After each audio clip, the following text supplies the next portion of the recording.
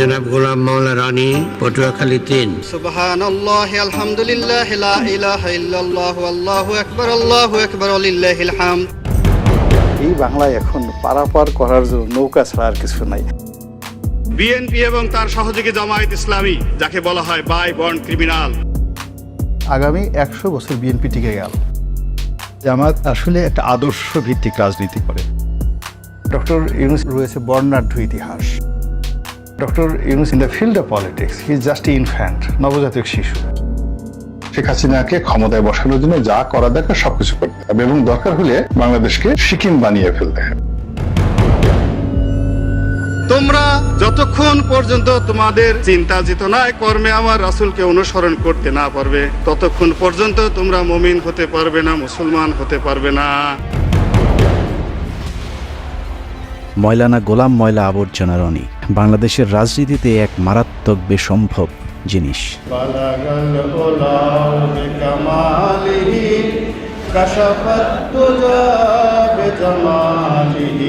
1967 সালে পয়দা হওয়া 57 পেরিয়ে 58-তে পা দিতে চলা এই স্বঘোষিত রাজনীতিবিদ এখন পর্যন্ত সিদ্ধান্ত নিতে পারেনি সে আসলে কোন দলের রাজনৈতিক মতাদর্শে বিশ্বাসী। আমি মনে করি মির্জা ফখরুল থেকে শুরু করে সবারই উচিত জয় বাংলা বলা। আওয়ামী লীগ এত অভাবগ্রস্ত, একটা লোকও নৌকার মাঝি হতে চায়। সংসদে কোনো রাজনীতি নেই। আমার সাথে অনেক বড় বড় মানুষ রয়েছেন যাদের হয়তো পদ পদবি নেই। বিজয় বলতে কি সিংহাসনে বসা?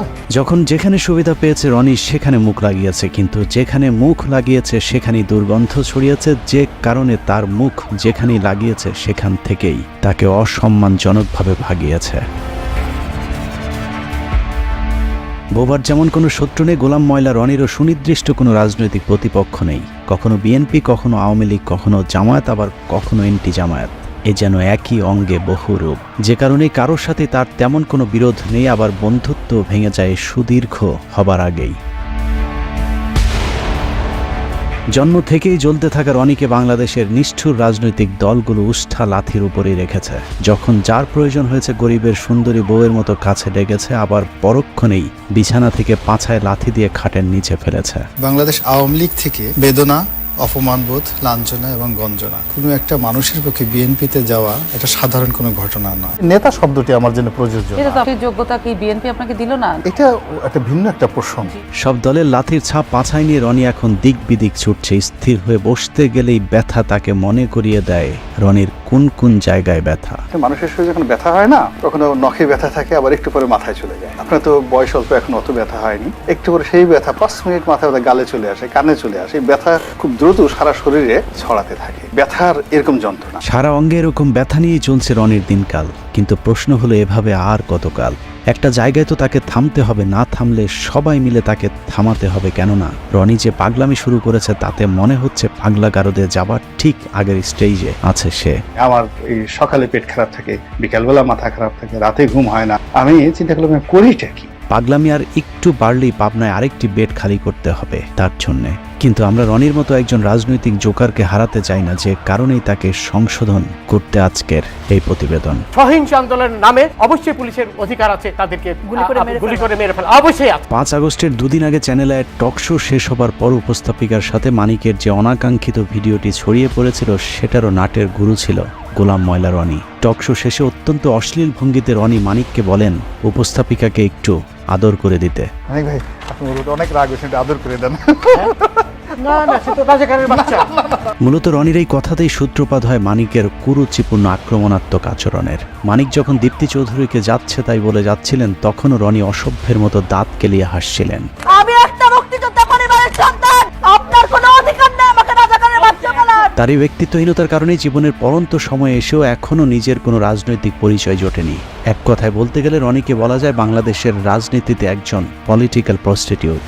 রাজনীতির মাঠের এই প্রস্টিটিউট কতবার কতজনের খাটে গিয়েছে সেটা দেখতে আমাদেরকে 2008 সাল থেকে রনির ঘাট বদলের ইতিহাস দেখতে হবে। জামাত আসলে একটা আদর্শ ভিত্তিক রাজনীতি করে। জামাতের যে আদর্শটা রয়েছে সেই আদর্শটা, সমপর্যায়ের আদর্শটা এই মুহূর্তে বাংলাদেশে অন্য কোনো রাজনৈতিক দলের নেই। ঠিক ওই পর্যায়ের কোনো আলেম, কোনো ওলামা আমাদের দেশে না থাকার কারণে জনাব দেলোয়ার হোসেন সাইদী সাহেব গ্রেপ্তার হওয়ার পর থেকে একটা বিশাল শূন্যতার সৃষ্টি হয়েছে। কদিন আগে রনির কথাবার্তা শুনলে মনে হতো জামায়াতের পটুয়াখালী জেলা আমির, কিন্তু এগুলো আসলে তার মনের কথা না।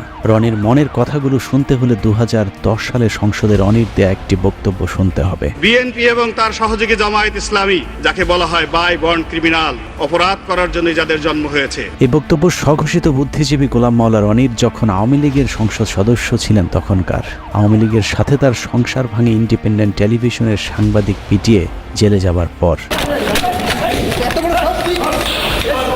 ইন্ডিপেন্ডেন্ট টেলিভিশনের সাংবাদিক পেটানোর প্রেক্ষাপটটা একটু আলোচনা করে আসা দরকার। আপনি যদি রনির উইকিপিডিয়াতে যান তাহলে দেখবেন রনির জন্ম ফরিদপুরের শ্যামপুরে, কিন্তু রনি এমপি হয়েছিলেন পটুয়াখালী 3 আসন থেকে।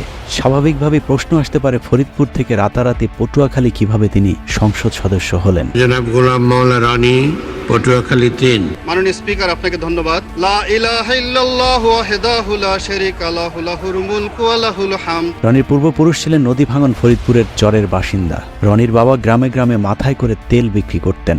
আর্থিকভাবে অসচ্ছল হলেও মোটামুটি খেয়ে পড়ে বেঁচেছিলেন, কিন্তু হঠাৎ করে নদী ভাঙনে তার পৈতৃক ভিটার নদী গর্ভে বিলীন হয়ে গেলে নিঃস্ব হয়ে গোলাম মাওলার পরিবার চলে যায় ফরিদপুর থেকে পটুয়াখালীতে। একসময় সম্বল শুধু কম্বলওয়ালা গোলাম মাওলা রনি 111-এ শেখ হাসিনা জেলে থাকার সময়টাতে হাসিনাকে তেল দিয়ে কলাম লেখার পুরস্কার হিসেবে 2008 সালে নির্বাচনে আওয়ামী লীগের মনোনয়ন পান। এরপর সংসদ সদস্য নির্বাচিত হবার পর আর ফিরে তাকাতে হয়নি রনিকে।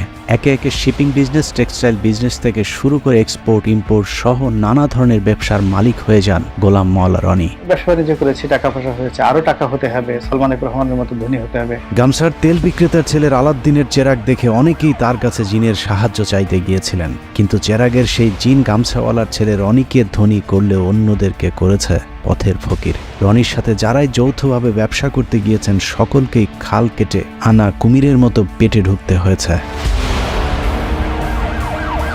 রনির একটা পারিবারিক বৈশিষ্ট্য আছে, যেখানে খান সেখানেই হাগেন। হেগে মতে পুরো পটুয়াখালী দুর্গন্ধ করে ফেলেছেন।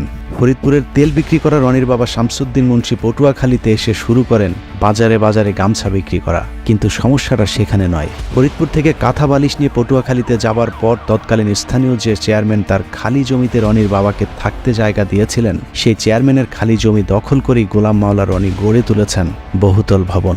সেই চেয়ারম্যান বেঁচে না থাকলেও তার ছেলে জানিয়েছেন রনির বাবাও তার মতো একটু টাউট প্রকৃতির ছিল। কথাবার্তা শুনে প্রথমত বুঝতে পারি নাই যে এই লোকটা এত খারাপ, এত বড় মৃত্যু, এত বড় টাউট। রনির বাবার হাত ধরেই দখলের হাতখড়ি হয় রনির। সরকারি খাস জমি থেকে শুরু করে এলাকার নদী নালা, এমনকি অসহায় দরিদ্র মানুষের শেষ সম্বলটুকু পর্যন্ত দখল করেছে গোলাম মাওলা রনি। মাস্তানদেরকে বলেন যে আমার কাছ থেকে চাঁদা যদি নেয় একটু কম পরিমাণে ডিমান্ড করে, কিন্তু 5 লাখ দেওয়ার মতো তো আমার সামর্থ্য নেই। রনি বলছিল যে আপনার জমি বিক্রি করে চাঁদা দেবে। রনিকে এসব দখলবাজিতে যখন যেই বাধা দিয়েছে তার বিরুদ্ধেই মামলা ঠুকে দিয়েছেন মামলাবাজ গোলাম মাওলা রনি। সহযোগিতা করতে গেলে হ্যাগরও মামলা দেয়। টকশোতে মিষ্টি মিষ্টি কথা বলা রনি তার এলাকায় গড়ে তুলেছেন একটি ক্যাডার বাহিনী, যার নাম ভাইয়া গ্রুপ। এই গ্রুপের প্রধান গোলাম মাওলা রনির শ্যালক মকবুল খান। দখলবাজি আর চাঁদাবাজিতে অতিষ্ঠ গলাচিপা এলাকার মানুষ মকবুলের বিরুদ্ধে নালিশ করতে গিয়েছিলেন রনির কাছে, কিন্তু ভুক্তভোগী ব্যক্তিরা বুঝতে পারেননি টেলিভিশনের রনি আর টেলিভিশনের বাইরের রনি এক জিনিস নয়। সব বিষয়ে বিশেষজ্ঞ রনি টেলিভিশন টক শোতে নীতিবাক্যের ফুলছুরি ছড়ালেও নিজে জড়িয়েছেন নীতি বিবর্জিত অনৈতিক বিভিন্ন কাজের সাথে। মামলা দখল আর চাঁদাবাজি করে তেল বিক্রেতার ছেলে এখন শত শত কোটি টাকার মালিক। আমাদের এমন দিন আছে যে 10 কোটি টাকা আমাদের একসাথে ব্যাংক থেকে তুলতে। নিউ মার্কেট এলাকার নাইম রোডের লাক্সারি এই ভবনের 6-এর বি ফ্ল্যাটটিতে রনি নিজে থাকেন। রাজধানীর তোপখানা রোডের মেহরোবা প্লাজায় রয়েছে তার আরেকটি ফ্ল্যাট। বসুন্ধরা বাড়িধারা প্রকল্পে 5 কাঠা এবং পূর্বাচলে রয়েছে তার আরেকটি 10 কাঠার প্লট। নিজের অন্যান্য জায়গার বাড়ি ফ্ল্যাট থাকার তথ্য গোপন করে অবৈধভাবে তিনি এসব প্লট বাগিয়ে নিয়েছেন। হঠাৎ করে গোলাম মাওলা রনি কিভাবে আঙুল ফুলে কলা গাছ হয়ে গেলেন সেই খবর সংগ্রহ করতে গেলে ইন্ডিপেন্ডেন্ট টেলিভিশনের সাংবাদিকের উপর চড়াও হন রনি। মেমোরি কার্ড যদি নিয়ে থাকে মেমোরি কার্ড ফেরত দিয়ে দেন। কি আসছে মেমোরি কার্ড? আমার দ্বারা যদি কেউ ক্ষতিগ্রস্ত হয়ে থাকে এজ এ বড় ভাই হিসেবে আমি সরি। যাই হোক, ওই ঘটনায় গ্রেফতারের পর জেল খাটতে হয়েছে বেশ কিছুদিন। জেল থেকে বেরোলেও আর আওয়ামী লীগে ঢুকতে না পারায় নতুন ভাতারের সন্ধানে বের হন তিনি। খুঁজতে খুঁজতে বিএনপির সাথে দেখা। সাংগঠনিকভাবে চরম ভঙ্গুর অবস্থায় থাকা বিএনপি তখন ডক্টর কামাল কাদের সিদ্দিকী রনিদের মতো খড়কুটো যা পেয়েছে তাই আঁকড়ে ধরেছে। 2018 সালে নির্বাচনের আগে যেদিন রনি বিএনপিতে যোগ দিয়েছিলেন সেদিন সাংবাদিকরা তাকে প্রশ্ন করেছিল বিএনপিতে কতদিন থাকবেন। রনি তার উত্তরে বলেছিলেন মৃত্যু পর্যন্ত থাকতে এসেছে। আমি এখানে এসেছি এবং মৃত্যু পর্যন্ত এখানে থাকবো ইনশাআল্লাহ। মূলত 2018 সালে বিএনপির মনোনয়ন পেতেই রনির এই পোল্টিবাজি। রনির সেই ডিগবাজিতে ধানের শীষের টিকিটও পেয়ে গিয়েছিলেন, কিন্তু পটুয়াখালী 3 আসনে আজীবন বিএনপির রাজনীতি করে আসা বিএনপির মূল প্রার্থী মনোনয়ন প্রত্যাহার না করে রনির প্রতিদ্বন্দ্বিতা করেন। গোলাম মাওলা রনি এখন আওয়ামী লীগের সঙ্গে বেইমানি করেছে, সামনে বিএনপির সাথে করবে। সে বিএনপিতে যোগ দিয়েছে, জনগণ তাকে আর কোনোদিন সমর্থন করবে না। তাকে মনোনয়ন দেওয়া হয়, কিন্তু নির্বাচন কমিশন তার মনোনয়নের প্রার্থিতা বাতিল করেছে। সে তার আম ও সালা দুটি হারিয়েছে। 2018 সালে নির্বাচনে দেশের অন্যান্য এলাকার মতো রনির পটুয়াখালী 3 আসনেও বিএনপির মনোনীত প্রার্থী গণসংযোগ কিংবা ভোট দিতে যেতে পারেননি। কিন্তু পটুয়াখালী 3 আসনটিতে রনির প্রতিদ্বন্দ্বী হিসাবে তৎকালীন সিএসি নুরুল হুদার আপন ভাগ্নে সাজু হয় সেখানকার অবস্থা আরও ভয়ানক ছিল। সকালে রনির স্ত্রী ভোটকেন্দ্রে যাবার পর আওয়ামী লীগের লোকজন তার গাড়ি ভাঙচুর ও মারধর করলে রনি আওয়ামী লীগ প্রার্থীর বিরুদ্ধে মামলা না করে তার প্রতিদ্বন্দ্বী বিএনপির বিদ্রোহী প্রার্থী ও তার সমর্থকদের বিরুদ্ধে মামলার নির্দেশনা দেন। গাড়িটা আগে থানায় নাও, থানায় নিয়ে এই সুযোগে মানে প্রার্থী সহ সবাই মামলা দিয়ে দাও। আচ্ছা ঠিক আছে, এটা কিন্তু আমাদের সুযোগ এবং সব জায়গায় টেলিফোন করে হাজার হাজার লোক থানায় ঘেরাও করে। তারপরেও সে সময় বিভিন্ন অনুষ্ঠানে গোলাম ময়লা রনি নিজেকে বিএনপির অত্যন্ত গুরুত্বপূর্ণ এবং নীতি নির্ধারণী পর্যায়ে নেতা হিসেবে দাবি করতে শুরু করেন। আমি বিএনপির একজন নীতি নির্ধারণী, অন্যতম নীতি নির্ধারণী ব্যক্তিত্ব আমি এখানে বলছি। অভিযোগ রয়েছে মির্জা ফখরুল ইসলাম আলমগীরকে 10 লাখ টাকা দিয়ে রনি রাতারাতি দল পাল্টে বিএনপির টিকিট পেয়েছিলেন। 10 লাখে মনোনয়ন কেনা বিএনপির গুরুত্বপূর্ণ এই নেতা 2018 সালে আওয়ামী লীগ আবারও ক্ষমতায় এলে আরেকবার ডিগবাজি দেয়। কিছুদিন আগে বিএনপির নীতি নির্ধারণী পর্যায়ের নেতা দাবি করা রনি বলতে শুরু করেন, আমি বিএনপির কেউ না। বিএনপির কোনো কমিটিতে আমি নেই, আমি শুধু ইলেকশনটা করেছি। আমাকে যদি বিএনপি নেতা বলা হয় এটা আমার জন্য অবমাননাকর, অপমানজনক, কারণ আমি আসলে বিএনপির নেতৃত্বে নেই। ওই অনুষ্ঠানে রনিকে প্রশ্ন করা হয়েছিল, আপনি যে বিএনপির নেতা না এটা আপনি কখন বুঝলেন? উত্তরে রনি যা বলেছেন তা অনেকটা সিদ্দিকের ভুল হয়েছে আমাকে ক্ষমা করে দেওয়ার মতো। রনি ভাই, এই কথাটা আপনি আগে এতদিন বলেননি কেন? প্রথমত এই জিনিসটা আগে আমার মাথায় আসেনি। 2018 থেকে 2024 রনির জীবন কেটেছে কুলহারা কলঙ্কিনীর মতো। জলে ভাসা পদ্মের মতো 5টি বছর কাটানোর পর 2024 সালে আওয়ামী লীগ যখন আবারও ক্ষমতায় আসে তখন গোলাম মাওলা রনি বুঝতে পেরেছিলেন আওয়ামী লীগ ছাড়ার কোনো উপায় নেই, যে কারণে 2024 সালে নির্বাচনের পর আবারও আওয়ামী লীগের খাটে যাবার চেষ্টা করতে থাকেন। আওয়ামী লীগকে তো সবসময় মিস করি, মৃত্যু পর্যন্ত মিস করি। আর আমি যদি বিএনপির মন্ত্রীও থাকি এবং আওয়ামী লীগের যদি প্রয়োজন মনে করে তখন সেই মন্ত্রিত্ব ছেড়ে দিয়ে হলো আওয়ামী লীগের হাল। আওয়ামী লীগে আবারও পথ ফিরে পেতে বিএনপিকে নিয়ে নানা ধরনের ঠাট্টা বিদ্রুপমূলক কথাবার্তা শুরু করেন গোলাম ময়লা রনি। বিএনপি এখন সরাসরি মাঠের রাজনীতি না করে তারা দোয়াদরুতে মগ্ন হয়ে গেছে, ঝাড়ফুঁক তাবিজ কওয়াজে ব্যস্ত। কেউ কেউ বলে যারা জাদুটু নাও জানে, বানও মারতে জানে। বিএনপির যে গণতান্ত্রিক ভাবে তাদের যে অবস্থানটা ছিল সেটাকে তারা তাড়িয়ে সামনের যে জায়গাটিতে মিস্টার জো বাইডেনকে বসিয়ে দিয়েছে, মিস্টার পিটার ডি হাসকে বসিয়ে দিয়েছে। বিএনপিকে নিয়ে হাসি ঠাট্টা করে অবশ্য কোনো লাভ হয়নি, কারণ পুরাতন স্বামী আওয়ামী লীগের সাথে আবারও ঘর বাঁধার আগেই স্বামী পলাতক অবস্থা যখন এই রনি আবারও শুরু করে নতুন স্বামীর সন্ধান। আওয়ামী লীগ বিএনপির সব হারিয়ে ডক্টর মোহাম্মদ ইউনূসের তত্ত্বাবধায়ক সরকারের একটি উপদেষ্টার পদ পাবার স্বপ্ন দেখে গোলাম ময়লা রনি, যে কারণে মোহাম্মদ ইউনূসের নেতৃত্বে সরকার গঠন হবার পর এই সরকারের মেয়াদ নিয়ে রাজনৈতিক দলগুলোকে তাড়াহুড়া না করবার আহ্বান জানান। এই গণঅভ্যুত্থানের মাধ্যমে যে 17 জন ব্যক্তি এই মুহূর্তে দায়িত্বে অবতীর্ণ হলেন, তারা চমৎকার করে কথা বলেন এবং তাদের সবারই রয়েছে বর্ণাঢ্য ইতিহাস। তাদের সফলতা কামনা করা ছাড়া আমাদের এই জাতির দ্বিতীয় কোনো অপশন নেই। একটা নির্দিষ্ট সময় পর্যন্ত আমাদেরকে অপেক্ষা করতে হবে এবং ধৈর্য ধারণ করতে হবে যার যার অবস্থান থেকে। ইউনূস সরকারের পক্ষে তেলবাজি করেও কোনো লাভ হয়নি। প্রথম, দ্বিতীয়, তৃতীয় ধাপেও মোহাম্মদ ইউনূসের পাশে একটি চেয়ার না জোটায় রীতিমতো পাগলামি শুরু হয় গোলাম মাওলা রনির। ডক্টর ইউনূস চেষ্টা করলেও খুব বেশি আগাতে পারবেন না। নোবেল পুরস্কার পেয়েছে, তুমি তো শ্রমিকের টাকা মেরে দিলা, তাকে ডাইরেক্ট ক্রস ফায়ারে দেওয়া উচিত। রনির হঠাৎ করে সারা অঙ্গে ব্যথা শুরু হবার কারণ কি সেটা বুঝতে হলে জামায়াতের এক নেতার সাথে তার একটি ফোন রেকর্ড শুনে আসতে হবে, যেখানে তিনি পরিষ্কারভাবে বলেছেন শেখ হাসিনা পালিয়ে যাবার পর ক্যান্টনমেন্টকে সব দলকে ডাকলেও গোলাম মাওলা রনিকে না ডাকাতেই তিনি ক্ষিপ্ত হয়েছেন। সবাই তো ইউনূস সাহেবকে তেল মারতেছে, আওয়ামী লীগের গালি দেওয়া তো খুব সহজ একটা বিষয়। তখন আসলে আমরা আরো ভয়াবহ বিপদের দিকে এগোচ্ছি। এই যে চ্যাংরা পোলাপানরা যা কিছু করতেছে, আপনি যদি এইটার সাথে সাথে লাফান যে স্বাধীনতা পেয়ে গেছি, doctor Yunus he is in wrong, ভুল কাজ করতেছে। আপনি সেই ঘরের মধ্যে ঢুকবেন, ঢুকার আগে আপনি আমাদের সবার সাথে আলোচনা করে নেবেন না। আলোচনা না করে আপনি ঢুকে গেছেন, ঢুকে গিয়ে আপনি বিপদের মধ্যে পড়ে এখন আমি আপনার ওখান থেকে কিভাবে বাঁচাবো? আপনি তো ঢুকে গেছেন ওর মধ্যে। রনি ছাড়া সব দল ক্যান্টনমেন্টে মিটিং করাতে সব দলকেই তিনি বদদোয়া দিয়েছেন। পীরে গোলাম ময়লা জামায়াতের ওই নেতার সাথে ভবিষ্যৎবাণী করেছেন, যারা যারা সেদিন ক্যান্টনমেন্টে গিয়েছিল সবাইকেই নাকি ভারতে রোশানলে পড়তে হবে। যারা গেছে তারা সবাই দুর্ভোগ পোহাবে। জামাত বর্ণ যারা, ইভেন আমাদের মির্জা ফখরুল সাহেব গেছেন, ওখানে খুব রং কাজ করছে, খারাপ কাজ করেছে। জোনায়েদ সাকি গেছে, যারা গেছে প্রত্যেকটা লোকের এই কর্মফল ভোগ করতে হবে। Just wait. মানে দিল্লি কি এইরকম প্ল্যান করতেছে আপনি বলতে চাইতেছেন? জি, এটা সেই প্ল্যান অনুযায়ী সবকিছু। এখন আপনি একটা কাজ করেছেন, সেই কাজের তো ফল আপনাকে ভোগ করতেই হবে। পরিস্থিতি যা দাঁড়িয়েছে, যে কোনো সময় 999-এ কল করে রনিকে পাবনার গাড়িতে উঠিয়ে দিতে হবে। Doctor Yunus is a famous and eminent economist, কিন্তু in the field of politics he is just infant, নবজাতক শিশু, 3 মাসও টিকতে পারবেন না। নিজের ফেসবুক, ইউটিউব থেকে শুরু করে টেলিভিশন টক শো সবখানেই যেন রনির টার্গেটে পরিণত হয়েছে ডক্টর মোহাম্মদ ইউনূস। মুখরোচকর টাইটেল, থাম্বনেল আর নানা ধরনের ব্যাখ্যা বিশ্লেষণের মধ্য দিয়ে ডক্টর মোহাম্মদ ইউনূসকে বিতর্কিত করবার জন্য যেন রীতিমতো ন্যাংটা হয়ে রাস্তায় নেমেছেন গোলাম ময়লা রনি। 11 সেই সময়টিতে মঈনুদ্দিন ফখরুদ্দিনের উপরেও ছিলেন ডক্টর মোহাম্মদ ইউনূস। তাতে 11-এর একটা লেটেস্ট ভার্সন, এটাকে আপনি ডিজিটাল ভার্সন বলতে পারেন। একটি সূত্র জানিয়েছে, বাংলাদেশের রাজনীতির হিরো আলমের update version Alam pro max Golam Moyla রনির সাথে আওয়ামী লীগের একটি সমঝোতা হয়েছে।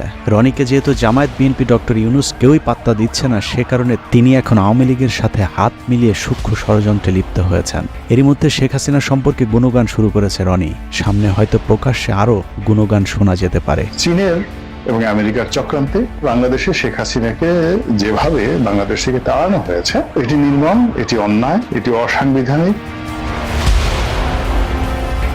বাংলাদেশে একটা উগ্র জঙ্গিবাদ তৈরি হয়েছে। এই জঙ্গিবাদের চক্রান্তে শেখ হাসিনা ক্ষমতাচ্যুত হয়েছে। তো কাজেই শেখ হাসিনাকে আবার ক্ষমতায় বসাতে হবে। প্রয়োজনে বাংলাদেশে ভারতীয় সৈন্য সমাবেশ ঘটাতে হবে। শেখ হাসিনাকে ক্ষমতায় বসানোর জন্য যা করা দরকার সবকিছু করতে হবে, এবং দরকার হলে বাংলাদেশকে অধিকার করতে হবে, কাশ্মীর বানিয়ে ফেলতে হবে, সিকিম বানিয়ে ফেলতে হবে।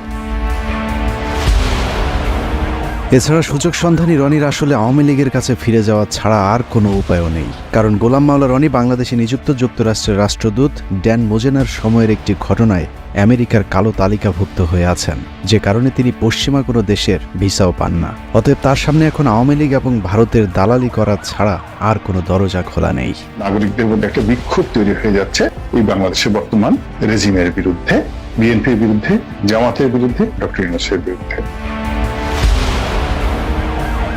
আগামী 3-4 মাস যদি এভাবে তারা চলতে পারে, তাহলে শেখ হাসিনাকে কেন্দ্র করে ভারতে যে ইতিবাচক একটি জনমত তৈরি হচ্ছে, সেই জনমতের যে ধাক্কাটা কিন্তু বাংলাদেশেও আসবে। এবং বাংলাদেশে এখন যারা অনেকে শেখ হাসিনার বিরুদ্ধে বিষোদ্গার করছে, তারাও কিন্তু ইনফ্লুয়েন্স হয়ে শেখ হাসিনার জন্য হাহাকার তৈরি করবে। এখানে বসে লম্পজম্ব করতে পারবো, ভারতকে গালাগালি দিতে পারবো। কিন্তু সত্যিকার অর্থে ভারতের যে কোনো আগ্রাসন, সেটা অর্থনৈতিক আগ্রাসন, সামরিক আগ্রাসন, কূটনৈতিক আগ্রাসন, সেটি মোকাবেলা করার মতো অবস্থা আমাদের কিন্তু এখনো হয়নি। সব মিলিয়ে গোলাম ময়লা রনির আসলে নিজস্ব কোনো ব্যক্তিত্ব বা চরিত্র নেই। কোথাও মাওলানা, কোথাও আওয়ামী লীগ, কোথাও কৌতুক অভিনেতা, কোথাও সাংবাদিক। অনেক রক্তের বিনিময়ে অর্জিত ছাত্র সমাজের প্রতিনিধিত্ব করা এই সরকারের বিরুদ্ধে বিষোদ্গার না করে রনির আসলে সিদ্ধান্ত নেওয়ার সময় এসেছে। তিনি কি আওয়ামী লীগ করবেন, নাকি বিএনপি নেতা, ইউটিউবার নাকি কৌতুক অভিনেতা, মাওলানা নাকি ময়লা আবর্জনা? আমার নিজস্ব চ্যানেলে 1 কোটি লোক প্রতি মাসে বক্তব্য দেখে। এখন বিএনপির বলেন, আওয়ামী লীগের বলেন, find me one single leader বাংলাদেশের যে গোলাম ময়লা রনির মতো একটা কলাম লেখেন, তার মতো ইউটিউবে একটা বক্তব্য দেন। রব্বানা আতিনা ফিদ দুনিয়া হাসানাতাও ওয়া ফিল আখিরাতি হাসানাতাও ওয়া কিনা আযাবান নার। দ্রুত সিদ্ধান্ত নিতে না পারলে রাজনৈতিক দলগুলোকেই তার ব্যাপারে সিদ্ধান্ত নিতে হবে। সুস্থ রাজনীতির স্বার্থে গোলাম ময়লা রনির মতো ময়লা যত দ্রুত পরিষ্কার করা যাবে, তত দ্রুতই দেশের রাজনীতি আবর্জনা মুক্ত হবে। আর সেই ময়লা আবর্জনা পরিষ্কার করতে যদি কারো বেলচা হাতে তুলে নিতে হয়, তাহলে সেটাও দ্রুতই নিতে হবে।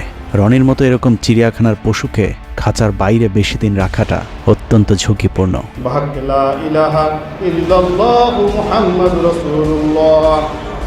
আল্লাহ হাফেজ।